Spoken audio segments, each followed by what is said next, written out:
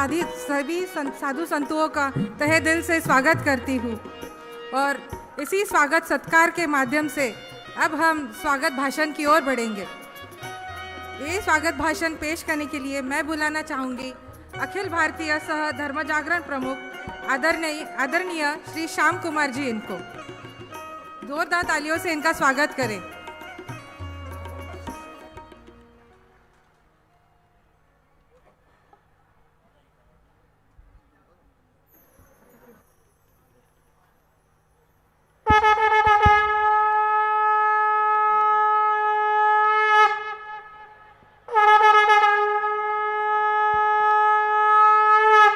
अखिल भारतीय हिंदू बंजारा लबाना नायकड़ा समाज के कुंभ मेला में पधारे हुए और मंच पर आसीन सभी साधु संतों के चरणों में प्रणाम करते हुए कुंभ मेला में आए हुए बहनों और भाइयों सभी को प्रणाम।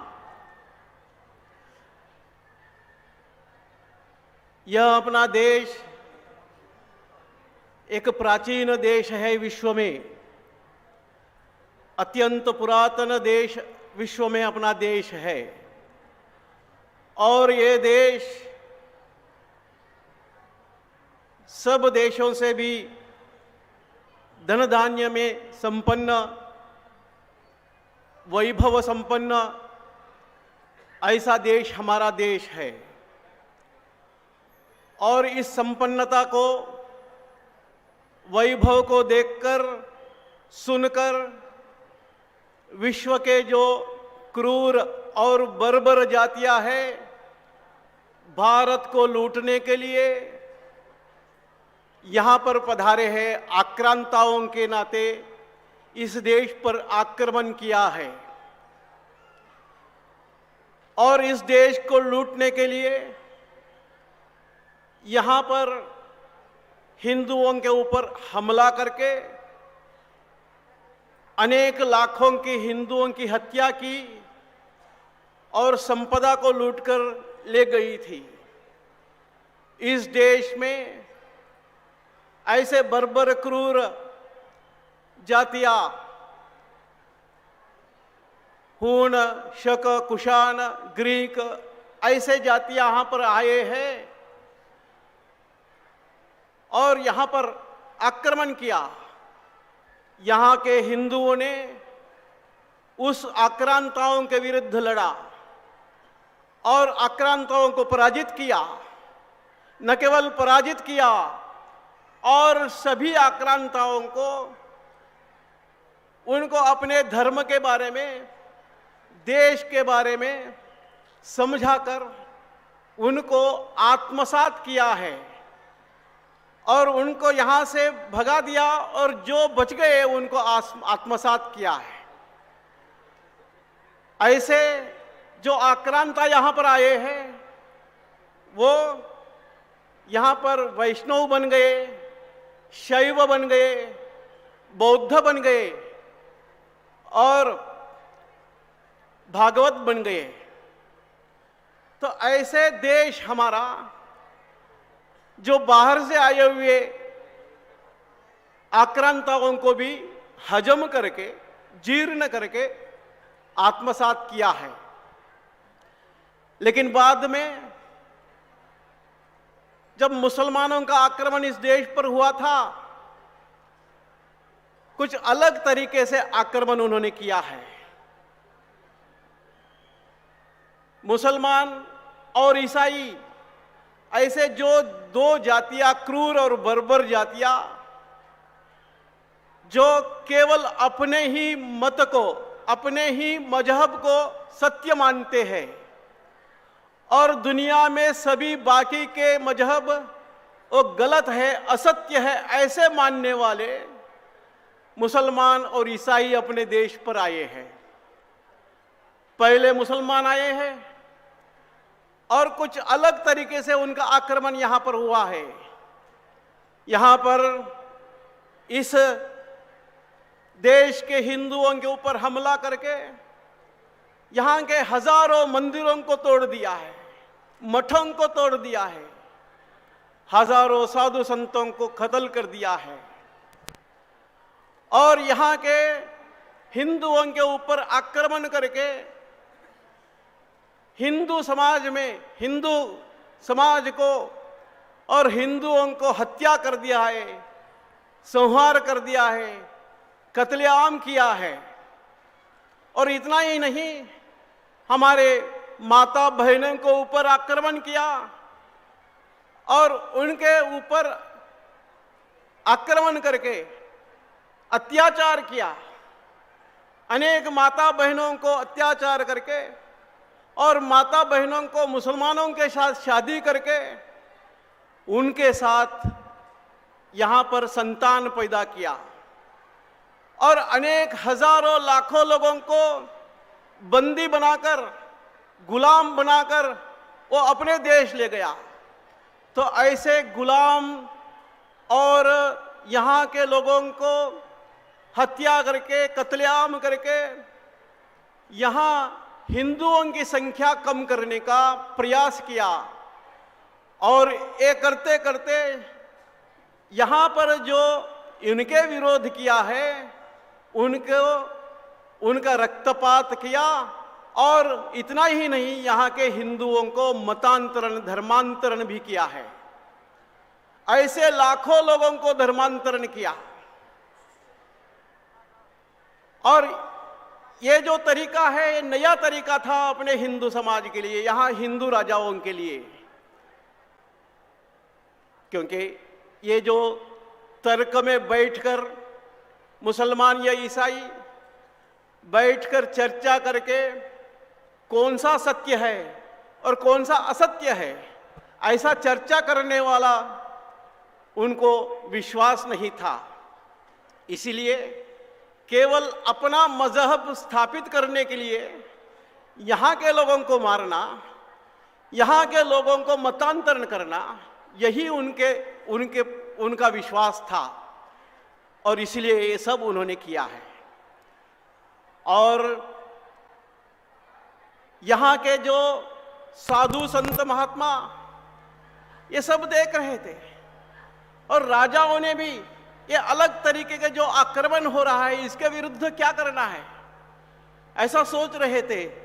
फिर उन्होंने जागकर, संतों ने, महात्माओं ने और राजा चक्रवर्तियों ने जागकर उनका विरोध किया, उनसे युद्ध किया और उनको परास्त करने का प्रयास किया है। और जो मतांतरित हुए हैं उनको फिर से वापस लाकर उनको हिंदू बनाने का प्रयास किया है। ईसाइयों ने भी इस देश में आकर यहाँ पर केवल बर्बरता और लोगों के ऊपर दमन करके, जोर जबरदस्ती से हत्या करके, और इतना ही नहीं, छल कपट और सेवा के आड़ में यहाँ के अंधविश्वास के आधार पर उन्होंने यहाँ के समाज को मतांतरण करने का प्रयास किया। हजारों लाखों लोगों को मतांतरण किया है जो अंधविश्वास में है, ऐसा मानते हैं अंधविश्वास, और जो अज्ञान में है और जो निरक्षर है, ऐसे लोगों के पास जाकर उनको छल कपट से मतांतरण करने का प्रयास किया। लाखों लोग ईसाई बन गए इस देश में और मुख्यतः जो अनपढ़ निरक्षर है ऐसे लोगों के पास जाकर, जो रोज काम करके अपना पेट भरते हैं, ऐसे लोगों के पास जाकर छल कपट से उनको मतांतरण करने का प्रयास किया।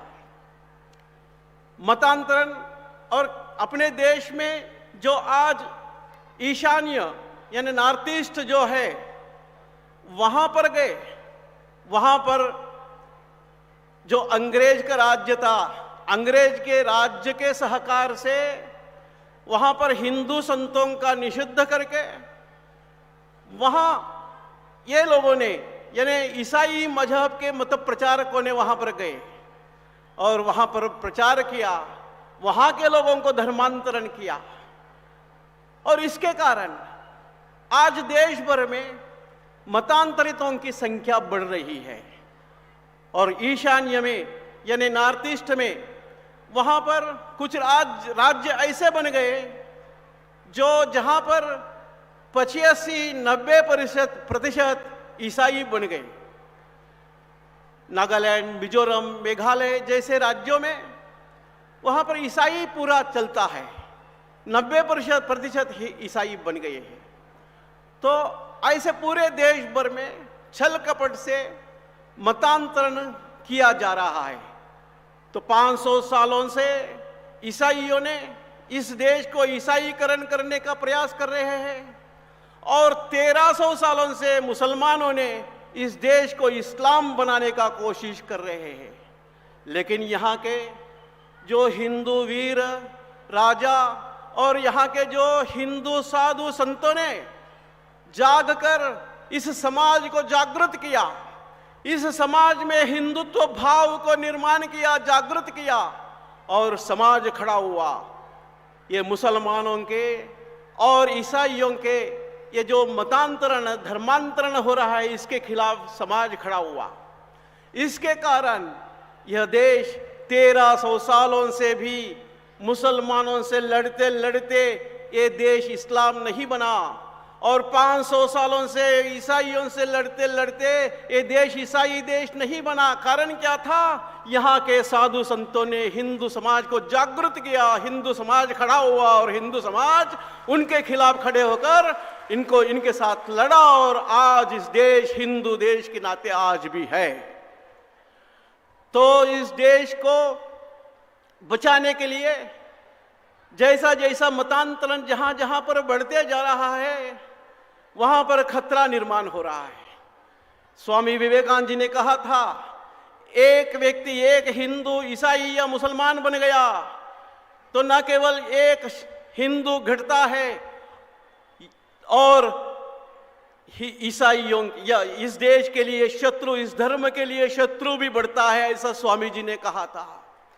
इसलिए ये खतरा को पहचान कर साधु संतों ने जैसा जैसा 1300 साल 712 ईस्वी में मोहम्मद बिन कासिम के आक्रमण के बाद जैसा जैसा मतांतरण होते रहा था और वैसा वैसा साधु संतों ने उनको फिर से घर वापसी करना शुरू किया है।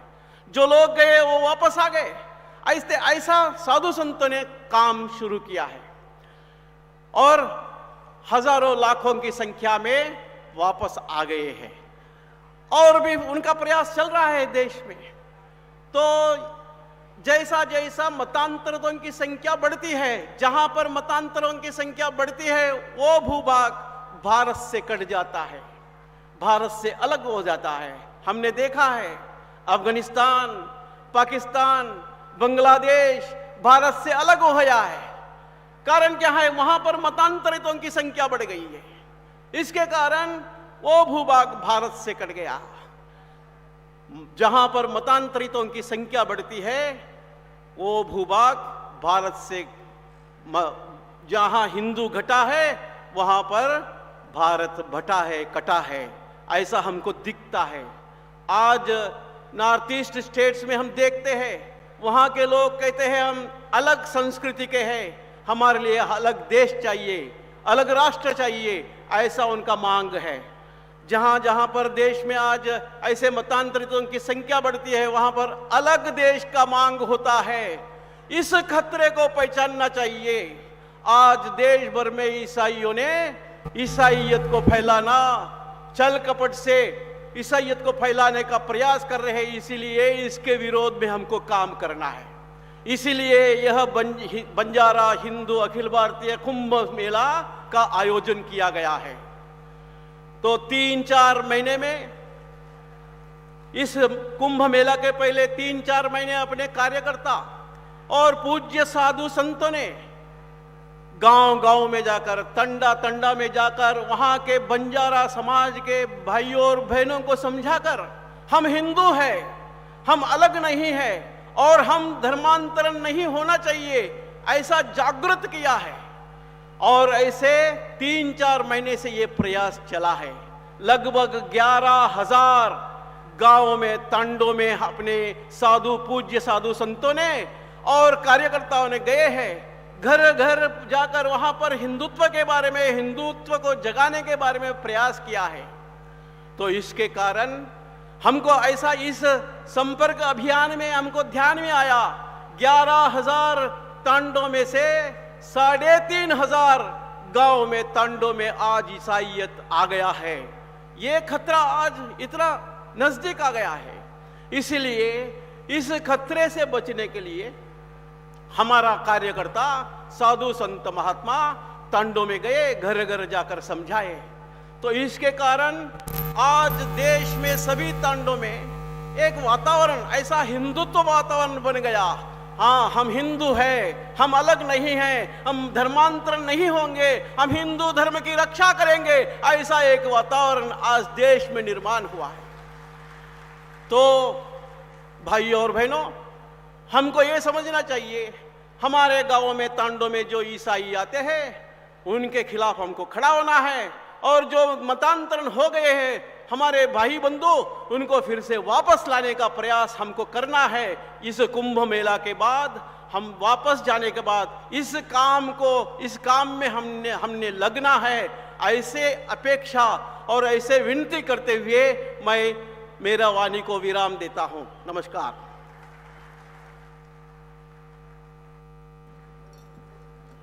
धन्यवाद श्री आदरणीय श्याम कुमार जी।